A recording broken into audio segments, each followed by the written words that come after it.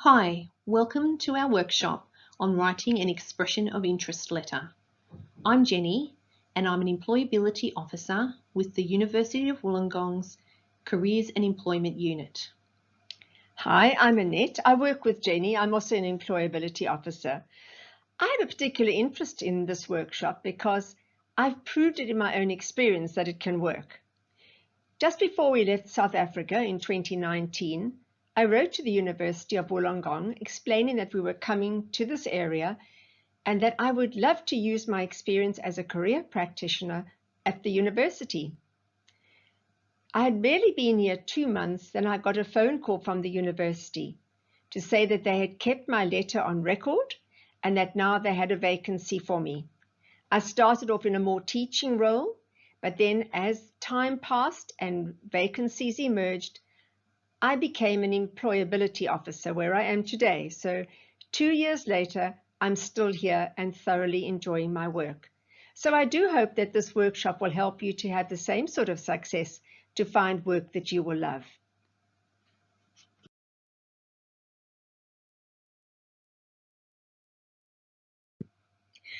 So what is an expression of interest letter?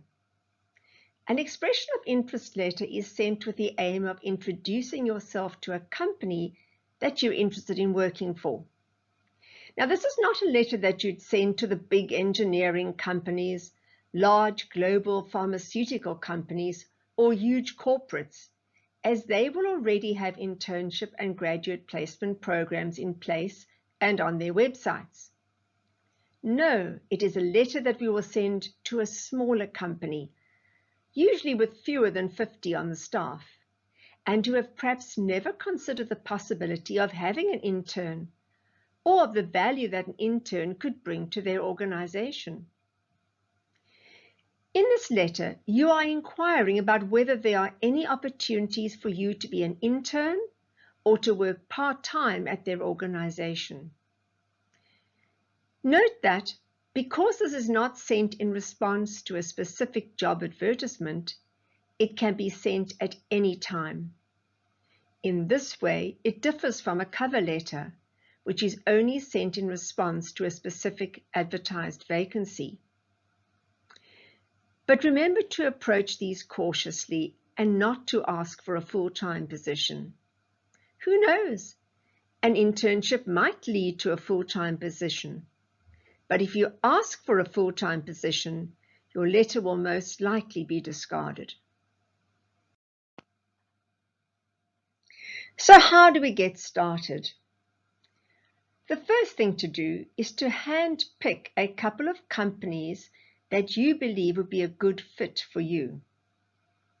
How do you find these companies? Well, you might find ideas via the following.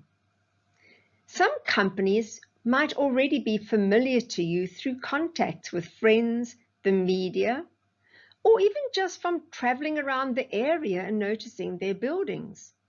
And don't forget areas like Coniston, Port Kembla, and Unanderra. Then if you scroll down on the What Can I Do With My Degree website, you will see companies listed that could be worth contacting.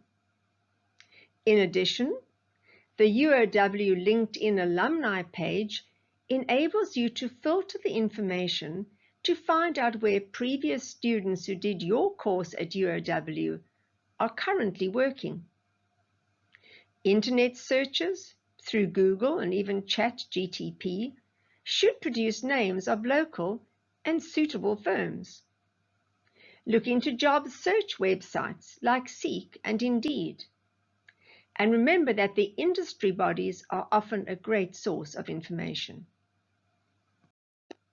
Right, so now you've chosen a company. Now the aim of researching that company is to find out what kinds of people work there, as well as the company ethos, values, and culture. Try to get a feel for the work environment, its language, whether it looks more formal or informal. Is it conservative or innovative? Then if that resonates with who you are, you're ready for the next step of presenting yourself as their kind of person, through a well-crafted expression of interest letter that Jenny is going to explain step by step. Once you have completed your research and you have found the organisation you would like to target, it's time to write your letter. Your letter needs to be well structured and laid out in business letter format. When you are ready to send it, use the letter as the body of your email and include your resume as an attachment. Let's have a look at an example. First, let's look at the format of the letter. Use a business letter format with everything aligned to the left. You want your letter to have a neat, clean look. You need to provide your personal and contact details. You don't need to give your full address, but do provide your suburb. Give your phone number and ensure you have a professional sounding voicemail message in case they contact you. You can also provide your LinkedIn link here as well. While you are doing your research, try and find the name of the best contact person for your letter and address them directly in your letter. Use Mr. or Mrs. with their family name, unless you have a direct link to them. Include a reference line that provides a concise overview of what you are writing about. Write your 3 to 5 paragraphs, which we will discuss in more detail in a moment, and then sign off your letter with yours sincerely and your name. In the first paragraph, you need to introduce yourself. If you have undertaken our cover letter workshop, you will be familiar with this approach. You want to try and show an interest or link yourself to something about the organisation, the type of work they do, their social cause, where they are located, or something that they have achieved. And then explain why you are writing to them. As mentioned earlier, do not ask for a full-time permanent job here. In the next paragraph, sell what you have in regards to skills, experience and qualifications that make you a great fit for the organisation. Tell them what you can do for them. In your final paragraph, you want to thank them for taking the time to read your letter, refer them to your resume for more information, and tell them that you would be happy to come in and speak with them if they have something suitable become available. You want your letter to be very concise. The reader does not have to read your letter and probably does not have a lot of time. Keep it to a maximum of 1 page and nothing more. Well, Jenny, that makes a whole lot of sense. I can hardly imagine why somebody wouldn't make use of an expression of interest letter. But I guess there must be some common mistakes or pitfalls one has to look out for. Can you suggest any? Yes, Annette. Sometimes we find formatting, spelling and grammar let students down. Make sure you make the letter look professional and check it thoroughly for errors. Forgetting to include your resume can be another error. Make sure you attach your resume, as this provides a lot more detail about you, your skills and experience. Sending a generic letter will also be less effective. Ensure you tailor each letter to the company you're applying to. Don't approach the letter from a "what do I want from the organisation" perspective. Write it from "what can I do or bring to them." This will be much more effective. Writing a letter that is too long might result in it not being read. Employers are time poor. It needs to be short and effective.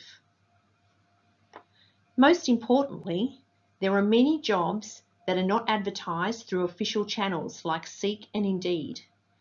And if you don't have a go at writing an expression of interest letter, you might never find them.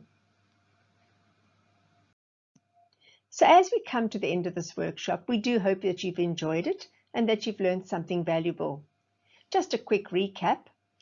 We spoke about what an expression of interest letter is and how best you can use one. We also talked about how to find an appropriate organization to target. Then Jenny took you through the letter structure and content, and we looked at some common mistakes that we need to avoid. Please remember we are available for further assistance and would love to help you in any way that we can. We value and celebrate your successes, so please do let us know how you get on and if you need additional support. Remember that you can book into small group coaching sessions which are held on a regular basis. You can also submit your expression of interest letter for review using the link provided with these resources. That brings us to the end of our workshop. Thank you for your participation. We hope you found it helpful.